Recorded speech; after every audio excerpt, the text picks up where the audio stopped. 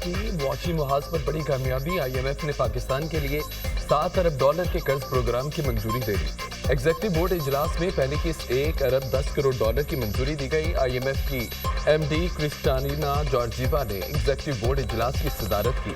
कर्ज प्रोग्राम की मंजूरी के बाद दूसरी किस्त भी इसी माली साल आएगी। पाकिस्तान को $7 अरब की रकम 37 माह में एक साथ में मिलेगी।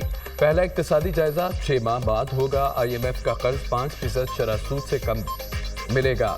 पाकिस्तान में मुआशी इस्तेहकाम आएगा और ज़र मुबादला के ज़खायर बेहतर होंगे। पाकिस्तान और IMF में स्टाफ लेवल मुआहिदा जुलाई में तय पाया था।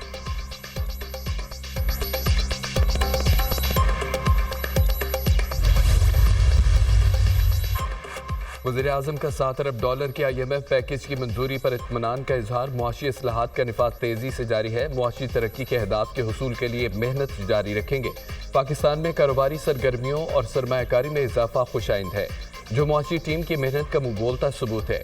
तरसीलात ज़र में इजाफा ओवरसीज पाकिस्तानियों का हुकूमती पॉलिसियों पर एतमाद की अक्कास है। ये पाकिस्तान का आखिरी IMF प्रोग्राम होगा। वज़ीर-ए-आज़म का IMF पैकेज में मुआवनत पर सऊदी अरब, चीन और UAE का शुक्रिया।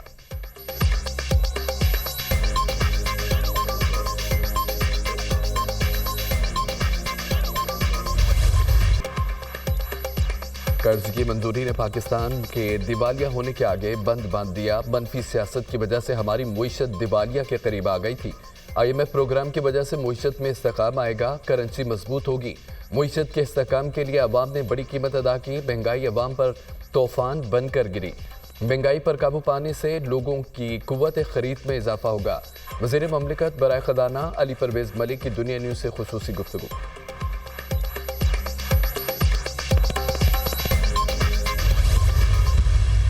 जहाँ पे हम आज से 1 साल पहले थे तो उससे बहुत बेहतर सूरत हाल है। इन्फ्लेशन के अंदर जो है अफरात ज़र के अंदर बहुत वाज़े तौर पर कमी नज़र आई है।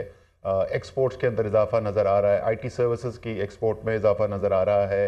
आपकी रेमिटेंसेस जो बाहर से तरसीलात ज़र आती हैं उसके अंदर बहुत ग्रोथ नज़र आ रही है।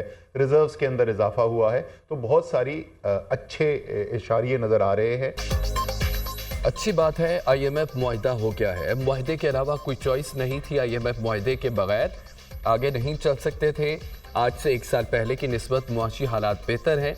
बहुत सारे अच्छे अशारिये नज़र आ रहे हैं। उम्मीद है ग्रोथ के हवाले से भी आगे 3 से 4 माह में बेहतरी आएगी। सियासी अदम इस्तेहकाम मुईशत के लिए सबसे बड़ा खतरा है। वज़ीर-ए-आज़म के कड़े फैसले अवाम के लिए थे। कड़े फैसलों का बोझ गरीब आदमी ने बर्दाश्त किया। असद उमर की प्रोग्राम दुनिया महर बुखारी के साथ में गुफ्तगू।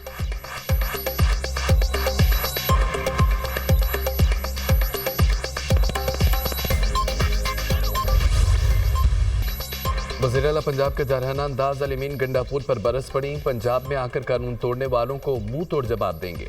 अलीमीन गंडापुर खैबर पख्तूनख्वा के अवाम को क्या दरस दे रहे हैं। मरीम नवाज पंजाब के अवाम को दहशतगर्द बनाने की इजाज़त नहीं देगी। जो नौजवान 9 मई के मुकदमात में अंदर हैं उनका पुरसाने हाल कोई नहीं। जिस भी अस्पताल में जाती हूँ खैबर पख्तूनख्वा के मरीज मिलते हैं। भड़के मारना आसान है, हम गालम गलोच की सियासत नहीं करते। बिजली में रिलीफ दिया तो लोगों को मिर्चें लगना शुरू हो गई। सियासत में ऊंच नीच हो जाती है। मुझे भी नहीं पता कि यहाँ कितने साल तक हूँ। मेरे पास जादू की छड़ी होती तो एक ही रात में सारे मसाइल हल कर देती। वज़ीर आला पंजाब मरीम नवाज का तकरीब से खिताब।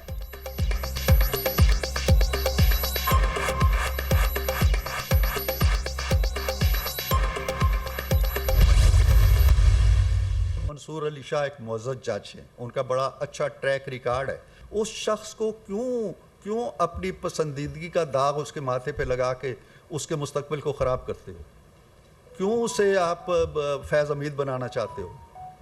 आप उसे मत फैज़ हमीद की सतह पे घसीटो। आप आइन नहीं बनाते, आइन हम बनाते हैं, कानून हम बनाते हैं। आज अगर पार्लियामेंट कहती है कि हम एक आइनी तरमीम करने चाहते हैं तो एक क़यामत बपा है। हम आइन की पासदारी नहीं करते तो हमारी गिरफ्त आप कर लेते हैं।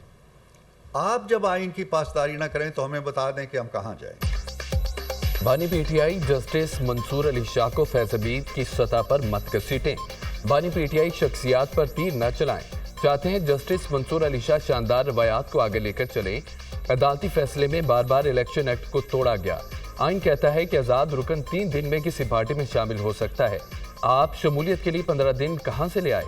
सेनेटर इरफान सिद्दीकी मखसूस नशिस्तों पर सुप्रीम कोर्ट के फैसले पर बरहम तय हो जाना चाहिए। ऐसा फैसला जो आइन में मुतसादिम हो उसे कौन ठीक करेगा? अदालती फैसले में किसी सकम या गलती को दुरुस्त करेगा। सबसे बड़ी आला अदालत आइन की पासदारी करे। जब आप आइन की पासदारी ना करें तो हम कहाँ जाएं? आप आइन नहीं बनाते, आइन और कानून हम बनाते हैं। जैसे हम वैसे आप भी आइन के ताबे हैं। आए दिन कानून ये कहकर ख़त्म कर दिया जाता है कि यह आइन से मुतसादिम है। पार्लियामेंट की आइनी तरमीम पर क़यामत बरपा है। 85 ममालिक में आइनी अदालतें मौजूद हैं। आइनी केसों में अदालत का बहुत वक्त ज़ाया होता है। लीगी रहनुमा की न्यूज़ कॉन्फ्रेंस।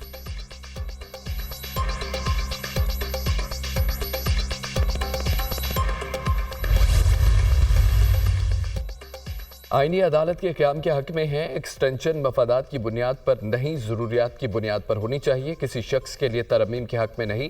शहबाज शरीफ ने सिर्फ इतना कहा, हमें सपोर्ट करो। ख्वाहिश है कि आईनी तरमीम इत्तफाक राय से मंजूर हो जाए। चाहते हैं कि मफादात से बालातर होकर वसी तर कौमी मफाद में तरमीम हो। इफ्तिखार चौधरी के लिए सब ने जद्दोजहद की, सब ने सबका जो हशर किया वो सामने है। बलूचिस्तान और केपी में रियासत की अमलदारी ख़त्म हो गई है। सरबराह जेयूआई मौलाना फजल रहमान की सहाफ़ियों से मुलाकात में गुफ्तगू।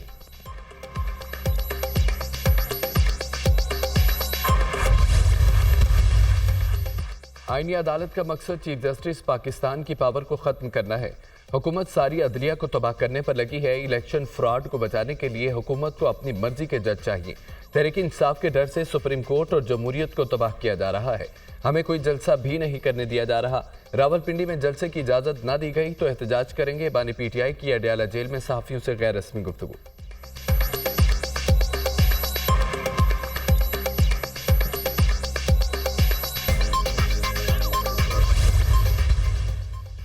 और मखसूस नशिस्तों पर सुप्रीम कोर्ट का वजाहती हुक्मनामा। रजिस्ट्रार सुप्रीम कोर्ट ने रिपोर्ट चीफ जस्टिस को भिजवा दी। वजाहती हुक्मनामे के मामले पर कोई कॉज लिस्ट जारी नहीं की गई। दरख्वास्तों के लिए फ्रीकैन को नोटिस भी नहीं भेजे गए। दरख्वास्त के सिलसिले में किसी चैम्बर में जजेस नहीं बैठे। हुक्मनामा अपलोड करने से कबल फाइल ऑफिस को भी नहीं भेजी गई। रजिस्ट्रार सुप्रीम कोर्ट की रिपोर्ट चीफ जस्टिस कादिफा अदीसा ने 14 सितंबर के डिप्टी रजिस्ट्रार के नोट पर वजाहत मांगी थी। चीफ जस्टिस ने रजिस्ट्रार से 9 सवालात के जवाब तलब किए थे। नॉन फाइलर्स की कैटेगरी खत्म। जायदाद और बैनुल अक़वामी सफ़र और अकाउंट खोलने पर पाबंदी होगी। एफबीआर का नॉन फाइलर्स की कैटेगरी खत्म करके टैक्स न देने वालों पर पाबंदियां लगाने का फैसला। इब्तदाई तौर पर 5 पाबंदियां लगाई जाएंगी, जिसमें जायदाद, गाड़ियों, म्यूचुअल फंड्स में सरमायाकारी, करंट अकाउंट खोलने, बैनुल अक़वामी सफ़र पर पाबंदियां शामिल। एफबीआर का हुक्म अक्टूबर के बाद नॉन रजिस्टर्ड कारोबार के खिलाफ कार्रवाई का फैसला। बेनामी और जाली नामों से कारोबार करने वालों के खिलाफ एक्शन होगा। थर्ड पार्टी के जरिए गैर रजिस्टर्ड कारोबार का डाटा जमा किया जाएगा। एफबीआर दस्तावेज।